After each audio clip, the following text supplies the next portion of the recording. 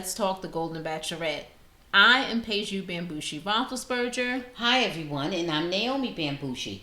How are you, Bob? What's up? I'm great, sweetie. Ready to get into the Golden Bachelorette deep dive, Episode recap, whatever. 5. Yep, Let's episode go. 5. All right, Okay. Ma, let's do our normal toast to Joan before we get started. Okay, Joan, let's raise our glasses because, Joan, we're going to have to help you find a man because you are making some shady moves. Salud. Salud.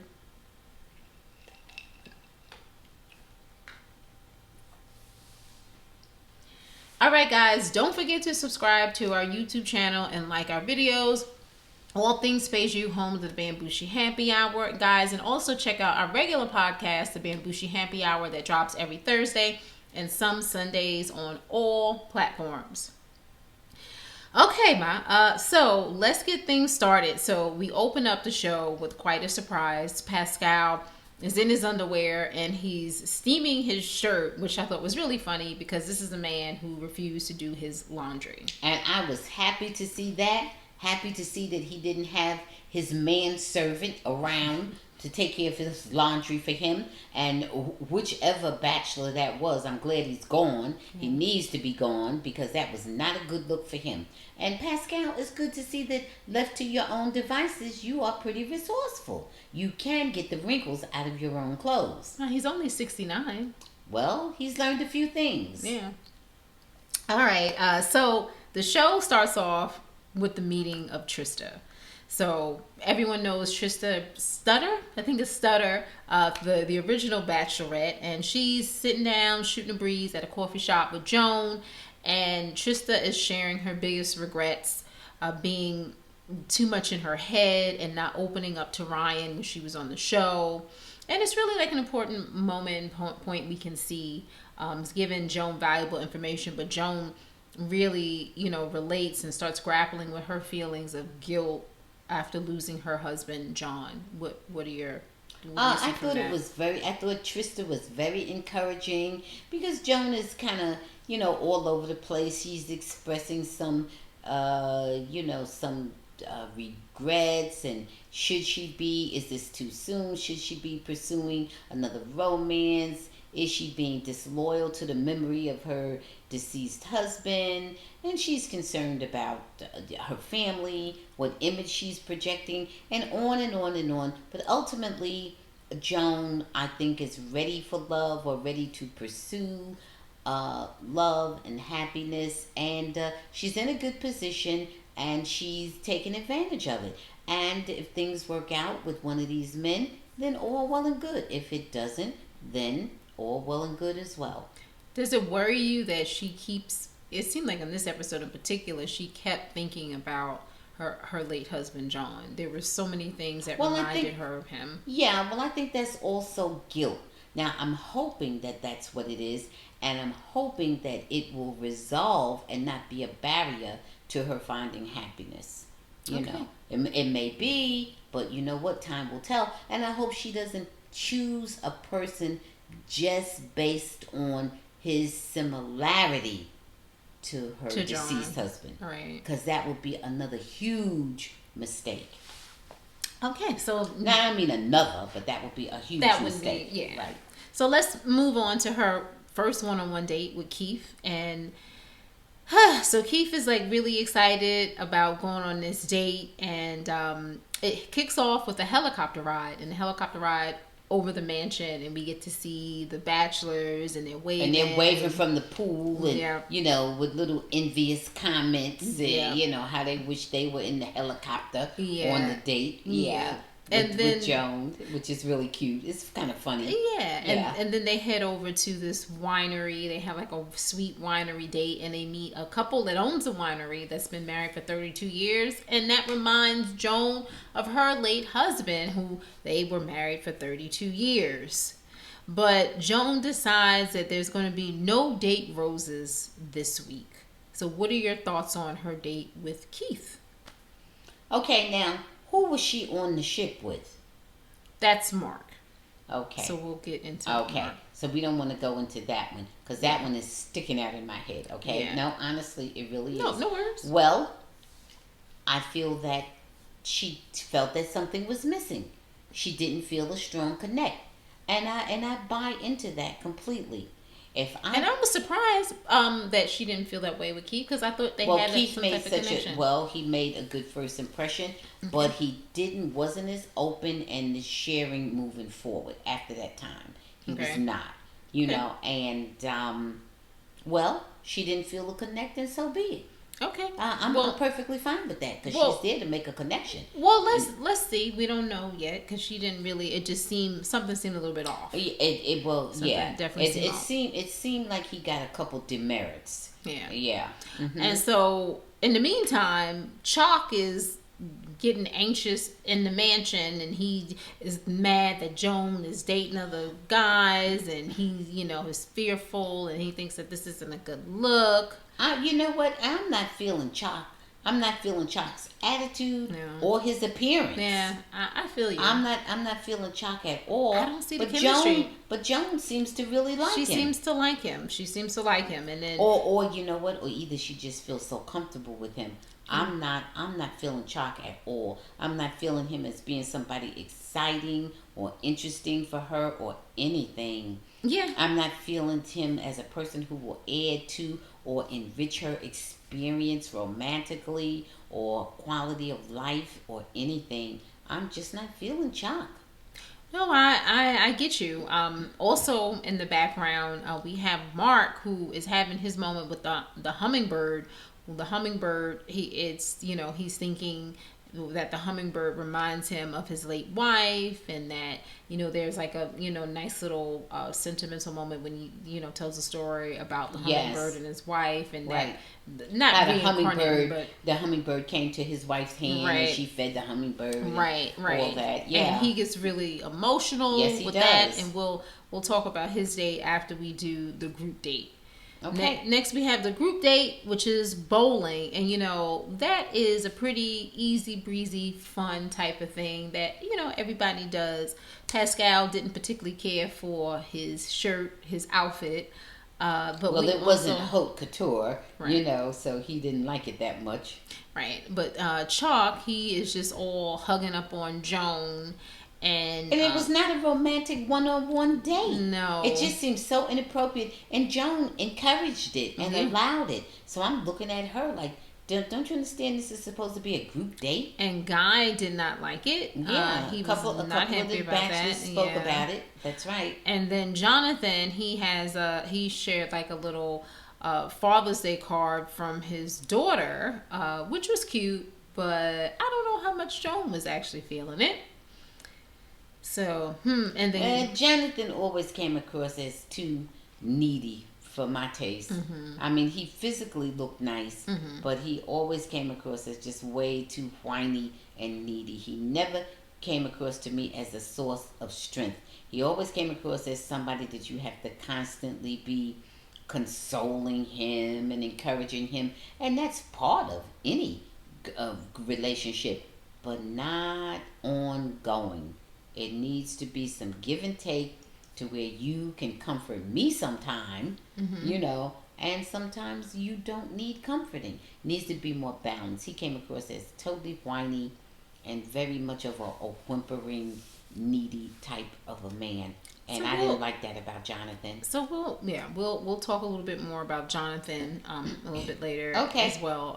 And then Guy commenting that he's possibly falling in love again, and that's obviously with Joan. So we'll see how if that materializes. Yeah, let's see into how anything. authentic any of it is. Yeah. But they all fall in love in the moment. In the moment, yes. Mhm. We have to remember that. Yeah, and so finally we have the one-on-one date with Mark. Now, Mark's one-on-one date, when he is on the beautiful yacht, that seems kind of awkward. That seems pretty quiet, right? It really was. And there's a scavenger hunt. But go ahead, Mom. Yeah. There was so many instances where he had the opportunity just to bring up, start a conversation, ask a couple questions, share some information, funny stories, experiences, this and that, where he just sat there almost like he was not even engaged, almost like he was semi-comatose or whatever, just really. And what does he not bring up giving, when he does talk? Not giving much. His dead wife. Yep. You know. And the wife's cancer diagnosis. And right. And about that, that's where I meant about the commiseration part, you know, because they had that in common with the deceased spouses, and which gave it a sort of sad, you know, vibe, and that was not good. I wasn't feeling them together at all. You know, their interaction during that date, in my opinion, was not good. Yeah, I didn't, when it first started, I didn't believe what I was watching because I thought that from the beginning and just like seeing little clips that they would instantly click, but it just was just so like awkward and uncomfortable. Absolutely. And they didn't have much to say, and it was very visible.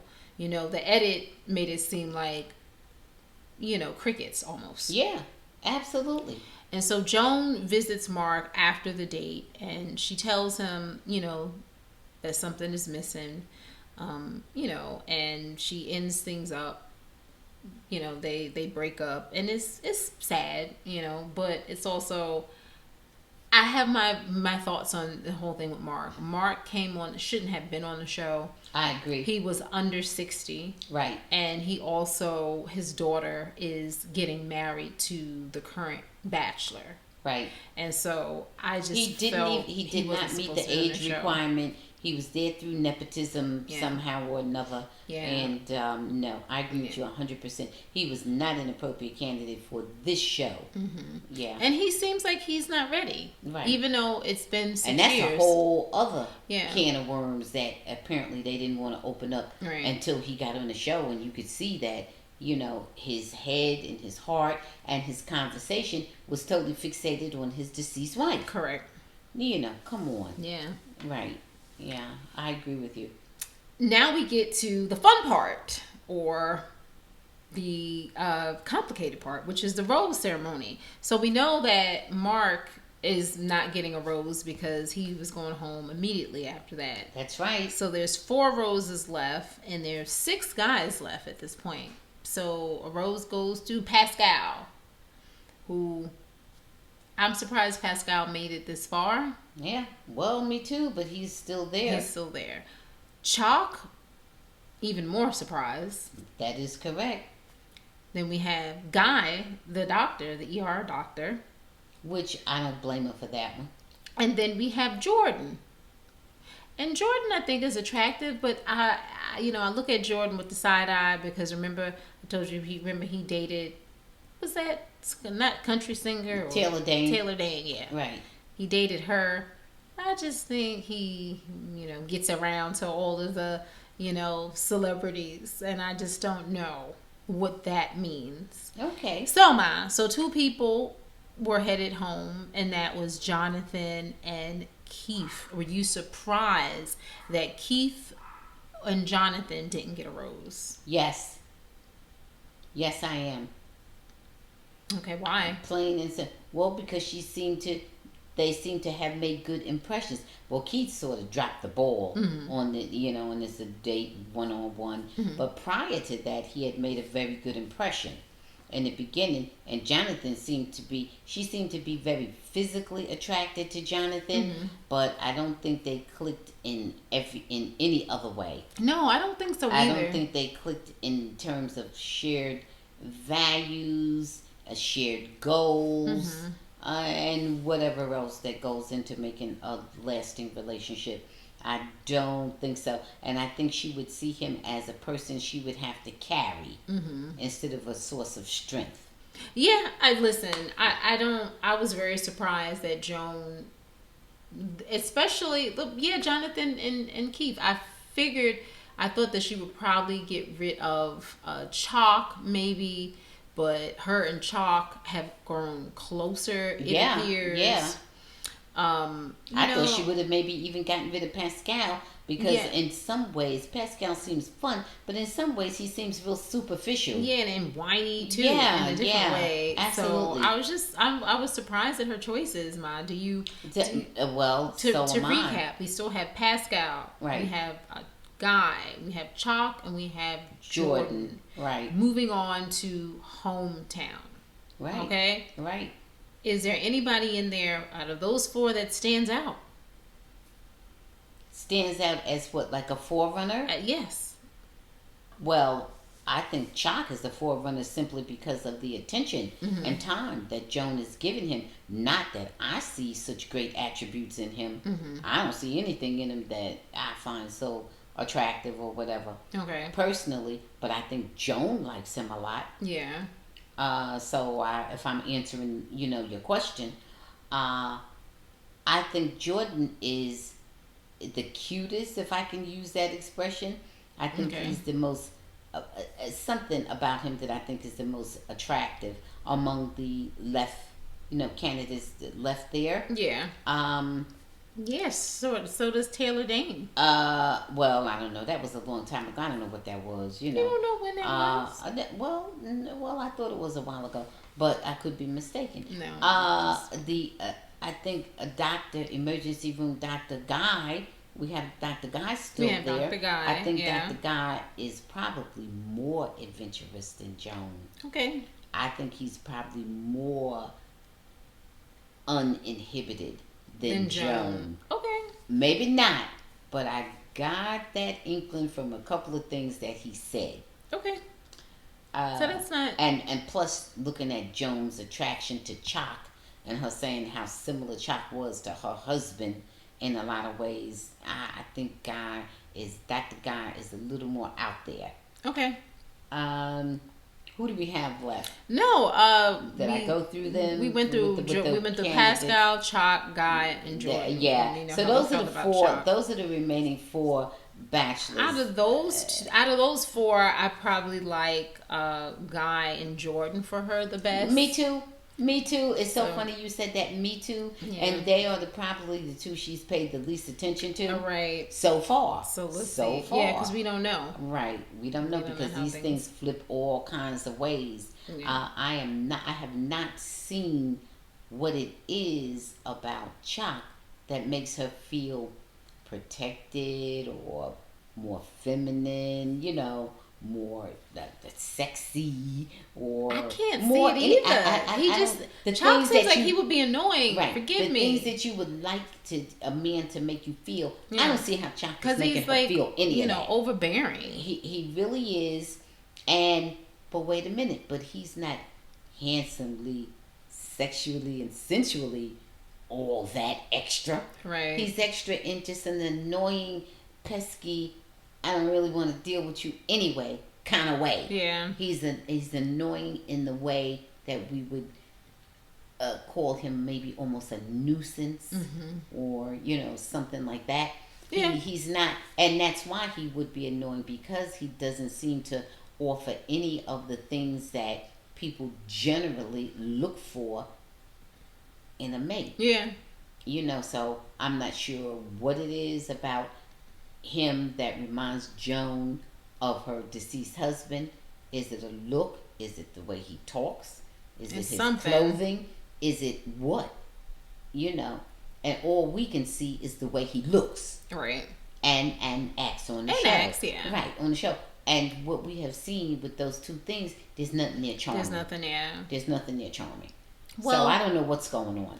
I don't know, Ma. You know what? I feel like it's hard, for us to judge from the outside, but, we're doing our best. Oh, yeah. I don't know. I'm hoping that just Joan make the right decision. Right. Whatever's best for you. Right. As time moves on, let us see what they all are going to show. Yeah. Because things can change, as we have seen from many, many other shows. Yeah. Things can change very quickly. Oh. In a quick minute. And they do. Yeah. And they will. So that's it. So let's see what Jordan has to offer moving forward.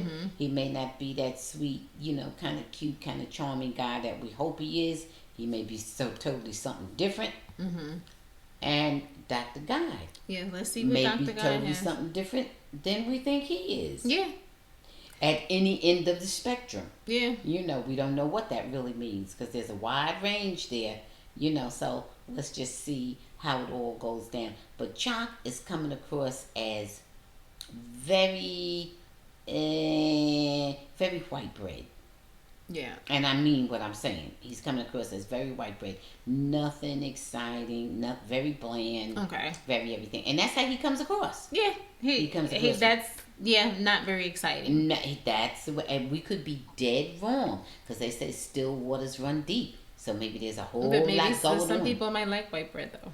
That might be a sense of security. Because there's no adventure, there's no variety. There we go. No, but that's not what she presents as. And she comes on, she's driving this Porsche. She had no problem, easily touchy-feely with every guy, right? You know, not promiscuous, but she'll hug and kiss. She's not standoffish with any of them. Yeah. She jumps right in with every activity. She participates. Have you heard her balk at anything? No. Oh, no. Oh, I don't want to. She comes across as, I'll ride that horse. Yeah, I'll play that game. Yeah, I'll do. She's in everything. She does everything. And he's not coming across as that person. He's not. I mean, he's doing whatever with her. Whatever he with her, what he's kind of has to do with her. But he's not coming across as that person who's open like that. I hope it's not, like a Teresa thing, like how they did last season with the Golden Bachelor, where we clearly see other people that would probably be better fit for Joan, and she ends up taking the person who seems like the least compatible person. Yeah.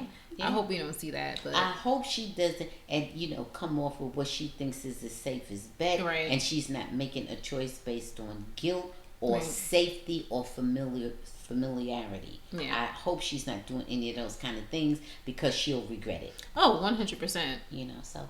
All right, so Joan, we're here for you, Joan. Yeah. If you need us, you know how to get in touch with us. We're here for you, Joan. And we want to hear from our listeners. What do you guys think? Let us know your thoughts in the comment section, of course.